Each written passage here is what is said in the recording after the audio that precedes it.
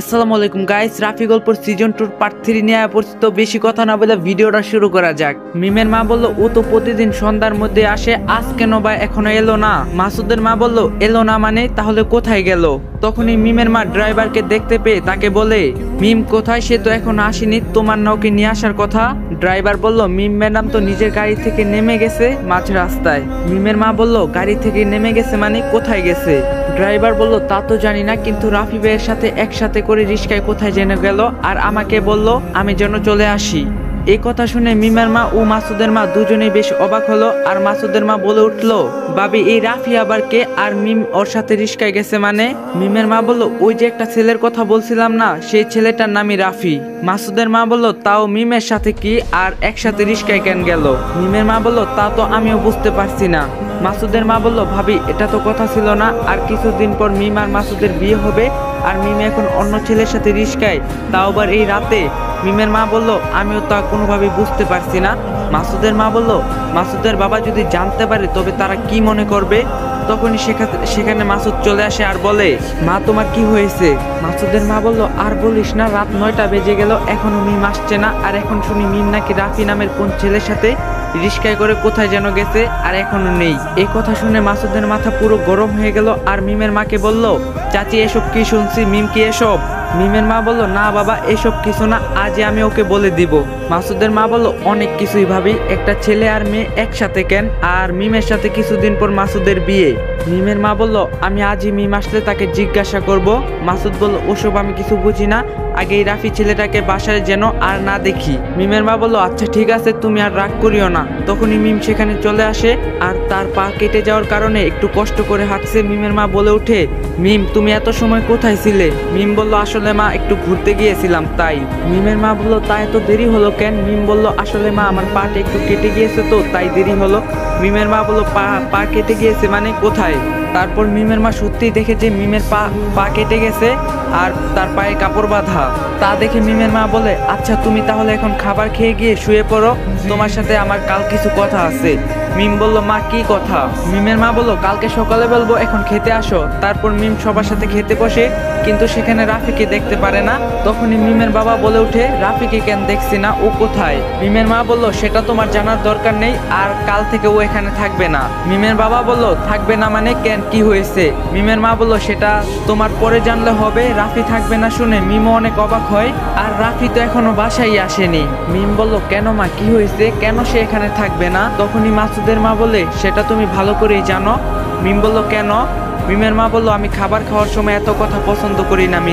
মিম সাথে সাথে চুপ হয়ে যায় আর তাড়াতাড়ি করে তার খাবার খেয়ে তার রুমে যায়। অনেক সময় পর রাফি সেখান থেকে মিমদের বাসায় যায়। বাসায় যাওয়ার সাথে সাথে মিমের মা তাকে দেখতে পেয়ে বলে রাফি তোমার আর কাল থেকে এখানে থাকার দরকার নেই। রাফি বলল কেন মা কি হয়েছে। মিমের মা বলল তুমি আর আমাকে মা বলে ডাকবে না বুঝলে, আর কালকে চলে যাবে এখান থেকে। এই কথাগুলো শুনে রাফি অনেকটা অবাক হয়ে যায়, কারণ যে তাকে এখানে থাকতে বলল আজ সেই তাকে বাড়ি থেকে চলে যেতে বলছে।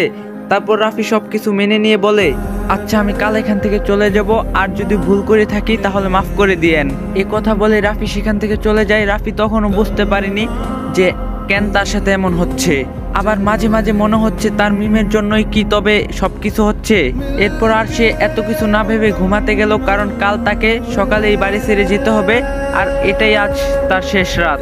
এরপর বাড়ির সবাই ঘুমিয়ে গেল আর সাথে মিমও। তারপর মিম ঘুমিয়ে গেল, সে অনুভব করতে পারলো তার পাশে কেউ হাত দেয়। সেটা মিম স্বপ্ন মনে করলো, একটু পর অনুভব করে যে কেউ তার শরীরের কাপড় খুলছে। আর এক সময় তা সে বুঝতে পারলো মিম বিছানার পাশে থাকা টেবিলের লাইটটা জ্বালিয়ে দেখে যে তার শরীরের অর্ধেক কাপড় নেই, আর সে একটু চোখ খুলে দেখে যে সেখানে মাসুদ। মিম এটা দেখে অনেক ভয় পেয়ে কাঁপা কাঁপা গলায় বলে ভাইয়া আপনি এখানে কি করছেন, আর আপনি আমার শরীর থেকে কাপড় কেন খুলছেন। মাসুদ বলল কেন বুঝো না কি করছি। মিম বলল মানে আজ তোমার শরীর থেকে সুখ নিব। মিম বলল এসব কি বলছেন। মাসুদ বলল হ্যাঁ তোমার শরীরটা আমাকে যে পাগল করে দিচ্ছে, আমি যে আর তোমাকে আদর না করে পারছি না। মিম বলল আমাকে ছাড়ুন, আমার ব্যথা লাগছে। মাসুদ বলল ব্যথা লাগুক, আর কিছুদিন পর তোমার সাথে আমার বিয়ে, এখন একটু প্র্যাকটিস করে নিলে হয় না। মিম অবাক হয়ে বলল আমার সাথে বিয়ে মানে। মাসুদ বলল কেন তোমার আমার সাথে বিয়ে, আর তোমার বাবা মা আমার বাবা মাও রাজি, আসো না একটু আদর করি। মিম বলল খবরদার আমার কাছে আসবেন না, না হলে। মাসুদ বলল না হলে কি? রাফির সাথে রিস্কা করে ঘুরবে আর আমার বেলায় হবে না? মিম বলল তা আপনি সব জানেন? মাসুদ বলল জানি, আর তাই তো নিজের অধিকারটুকু নিতে আসলাম, তোমার একটু আদর করব। মিম বলল অধিকার মানে কিসের অধিকার? মাসুদ বলল কিসের অধিকার মানে স্বামীর অধিকার, আমার সাথে তো তোমার বিয়ে হচ্ছে। মিম বলল আমার উপর অধিকার যদি কারো থাকে তবে সেটা হলো রাফির, আর আর কারো না। মাসুদ বলল কি বললে এত বড় কথা, আজই তোমার পুরো শরীরটা আমার কাছে বিলিয়ে দিবে, বুঝলে? মিম বলল আমার কাছে কিন্তু আসবেন না। মাসুদ বলল আজ আমার থেকে তোমাকে কেউ বাঁচাতে পারবে না, তোমার শরীরের গ্রান যে আমাকে পাগল করে দিচ্ছে। এই বলে যেই না মাসুদ মিমের উপর ঝাঁপিয়ে পড়বে তখনই মিম এমন কাজ করে যা মাসুদ ভাবতেও পারেনি। মিম ঠাস ঠাস করে মাসুদকে থাপ্পড় মারলো। মাসুদ বলল তোমার এত বড় সাহস আমাকে থাপ্পড় মারলে? মিম বলল এখন যদি এখান থেকে না যান কিন্তু। মাসুদ বলল কি করবে? মিম বলল আমি সবাইকে কিন্তু এখনই চিৎকার দিয়ে সবাইকে ডাকবো। মাসুদ বললে তা করে কোনো লাভ নেই, তোমার সাথে তো আমার বিয়ে হবেই, আমার কিছুই হবে না।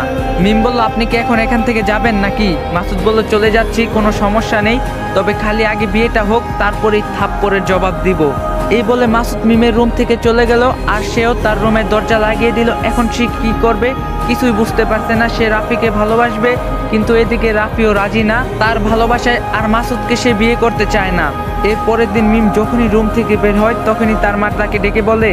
মিমের মা বলল এদিকে একটু শুনতো মা, তোর কি কিছু হয়েছে?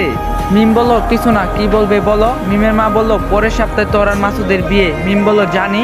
মিমের মা বলল তুই কি করে জানিস? মিম বলল কেন, তোমরা তো আমাকে তার বউ হিসাবে বলেই দিয়েছো। মিমের মা বলল কেন, কিছু হয়েছে? মাসুদ তো অনেক ভালো ছেলে, আর তোকে জানিস অনেক ভালোবাসবে। মিম বলল মাসুদ আমাকে না, আমার শরীরটাকে ভালোবাসে, আমি মাসুদকে বিয়ে করব না। মিমের মা বলল কেন তুই বিয়ে করবি না? মিম বলল কারণ আমি রাফিকে ভালোবাসি। মিমের মা বলল কি বললি তুই? মিম বলল আমি রাফিকে ভালোবাসি, আর আমি বিয়ে করলে শুধু রাফিকেই বিয়ে করব। মিমের মা বলল তোর মাসুদকে বিয়ে করতেই হবে, ওর বাবা মাকে যে তোর বাবা কথা দিয়েছে, আর ওর মতো ভালো ছেলে তুই কোথাও পাবি না। আমেরিকায় কত বড় চাকরি করে, আর তুই বলিস রাফিকে বিয়ে করবি? মিম বলল হ্যাঁ আমি রাফিকে বিয়ে করব। কেন, তুমি না বলেছিলা রাফিকে দেখে তোমার কত আপনজন মনে হয়? মিমের মা বলল আমি এত কিছু বুঝি না, আর তুই মাসুদকে যদি এসব কথা বলিস তবে কিন্তু ভালো হবে না। মিম বলল আমি ভালো কিছু চাইও না, আমি রাফিকে বিয়ে করব। মিমের মা বলল রাফিকে এই বাড়িতে থাকতে দিচ্ছি মানে এই না যে তুই ওকে ভালোবাসবি। তুই যদি মাসুদকে বিয়ে না করিস তবে তার বাবা মার কাছে আমাদের মান সম্মানটাই থাকবে না। মিম একটু রেগে গিয়ে বলল আমি বললাম তো আমি রাফিকে ভালোবাসি। তখনই মিমের মা ঠাস ঠাস করে দুইটা থাপ্পড় মারলো। তুই যদি মাসুদকে বিয়ে না করিস তাহলে কিন্তু আমার চেয়ে খারাপ কেউ হবে না। মায়ের হাতে এমন থাপ্পড় খেয়ে মিম যেন অবাক হয়ে গেল। যেই বাবা মা তাকে কখনো তার গায়ে হাত তোলেনি, আর আজ সে তার গায়ে হাত তুললো। মিমের মা বলল কালকেই তোর আর মাসুদের এঙ্গেজমেন্ট হবে। মিম এ কথা শুনে আর কিছু বলতে পারে না, আর বলে আচ্ছা ঠিক আছে আমি মাসুদকে বিয়ে করব। মিমের মা বলে এই তো ভালো মেয়ের মতো কথা। এরপরে মিম তার রুমে আবারও চলে যায়। ঠিক সেই মুহূর্তে রাফি সেখান থেকে চলে যাচ্ছিল তার সব কিছু নিয়ে এই বাড়ি ছেড়ে।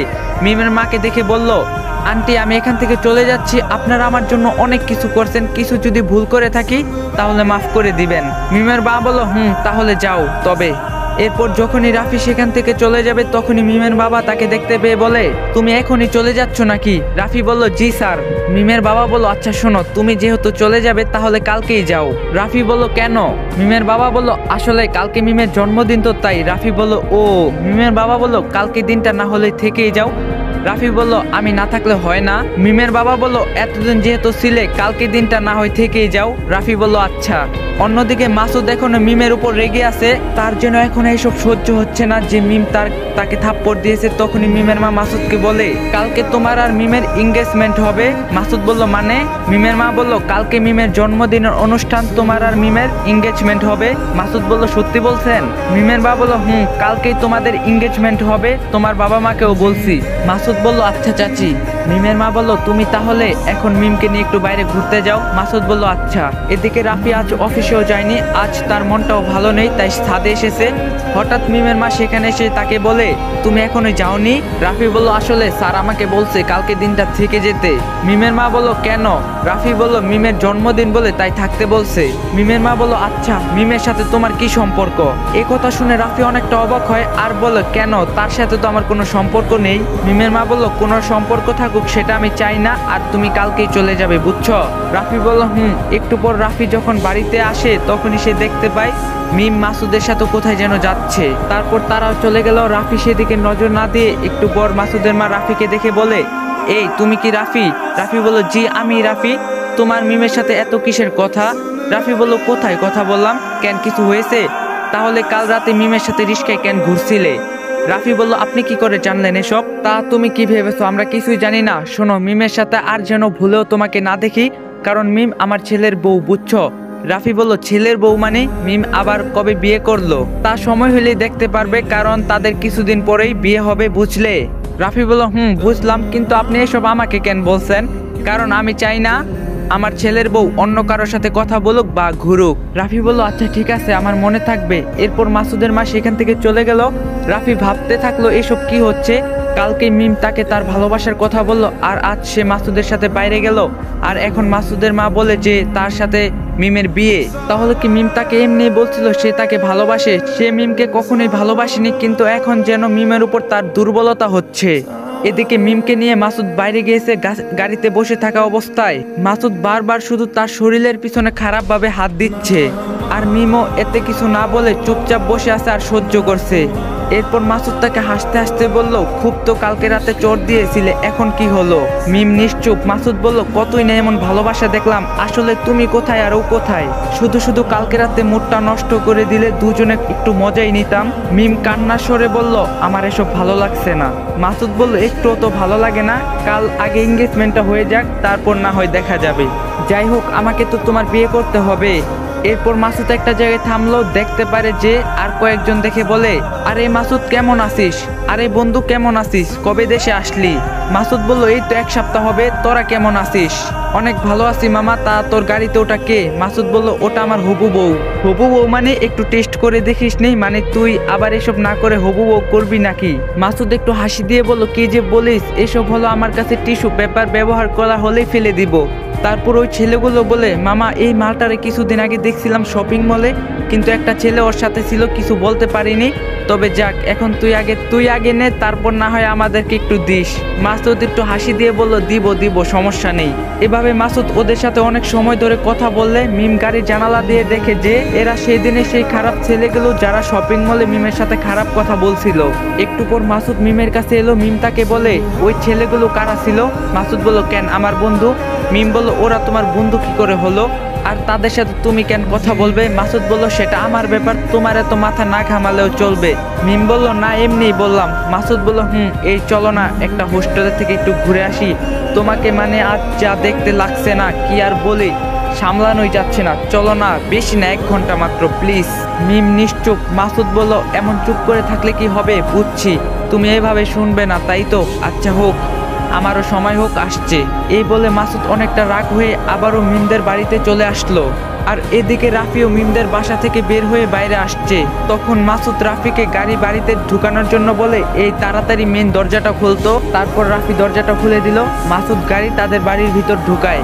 আর গাড়ির ভিতরে যাওয়ার সময় রাফি মিমকে এক নজর দেখে, আর মিমও রাফিকে দেখে। তারপর রাফি আবারও বাইরে যাওয়ার জন্য হাঁটা শুরু করে। রাফি নিজেও জানে না সে কি সত্যি মিমকে ভালোবাসে। তারপর রাফি বাইরে আসার পর বাজার দিয়ে হাঁটছে, তখনই তার সামনে একটা অনেক বড় খেলনার দোকান দেখতে পেল। তারপর সে দেখতে পেল যে সেই খেলনার দোকানে অনেক বড় একটা টেডি বিয়ার পুতুল সাজানো। আর সাথে সাথে রাফির মনে পড়ে গেল যে আজ মিমের জন্মদিন।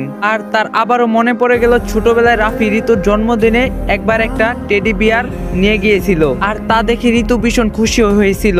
এরপর রাফির আবারও মনে পড়লো ঋতুকে যদি আবারও সেই উপহারটা দিতে পারতো, তবে হয়তো আজ সেই ভালোবাসা পেত। তবে সেই রঙিন চিরকুটে তার পাশে একটা টকটকে লাল গোলাপ লাগিয়ে দিল। তারপর সেটা নিয়ে পাশের একটা পার্কে বসে আছে রাফি। আজ সে তার ভালোবাসার মানুষটাকে তার ভালোবাসার কথা বলবে। ওইদিকে একটু পর সন্ধ্যা হয়ে গেল, আর রাফি মিমের জন্য উপহার নিয়ে হাঁটা শুরু করলো। মনের অজান্তে সে যেন কখন মিমকে ভালোবাসি ফেলছে তা সে নিজেও জানে না। হয়তোবা মাসুদের সাথে তার হাত ধরে চলা রাফি আর আটকে রাখতে পারেনি। হয়তো এই জন্যই আবারও 8 বছর পর ঋতুর মতোই মিমকে রাফি তার ভালোবাসার কথা বলতে চায়। এই জন্যই আবারও একটু পর রাফি মিমের বাড়িতে পৌঁছে যায়। পরনে অনেক সাধারণ একটা সাদা শার্ট, তাছাড়া আর কিছুই নেই। পুরো বাড়িতে যেন বিশাল উৎসব, পুরো বাড়িটাই সাজানো যেন বিশাল কোনো আয়োজন। একটু সময়ের মাঝে পুরো বাড়ি ভর্তি মানুষ জমা হলো। যাই হোক, বড়লোক একমাত্র মেয়ে বলে কথা। সবাই মিমকে অনেক দামি দামি গিফট দিচ্ছে, শুধু রাফি মনে হয় সবচেয়ে কম দামি গিফট দিয়েছে। পরে মিম সবার সামনে আসলো, তার পরনে সাদা রঙের সিল্কের ফেগ দেখে যেন পুরাই পরি মনে হচ্ছে, আর এত সুন্দর দেখতে লাগছে যা বলার বাইরে। সবাই মিমের সাথে কথা বলতে ব্যস্ত, কিন্তু সে আমার সাথে কথা বলছে না, আর আমাকে দেখেও না দেখার ভান করছে। পুরো বাড়িটা এক নতুন সাজে সাজ্জিত হলো। তখন সেই অনুষ্ঠানে গানের আয়োজন করা হলো, আর তাতে 1-2 জন গায়কও গান গায়। আর এক পর্যায়ে বাকি অতিথিরা গান গাইতে অংশ নেয়, আর সবাই তাদের প্রিয় গানটি সেখানে গায়। হঠাৎ রাফিকে একজন গান গাওয়ার জন্য জোর করে সবার সামনে পাঠিয়ে দেয়। রাফি তখন কি করবে তা সে বুঝতে পারছে না, কারণ সে আগে গান গাইতে পারতো, কিন্তু গত 8 বছর ধরে তার জীবন থেকে গান শব্দটাই মুছে গিয়েছে।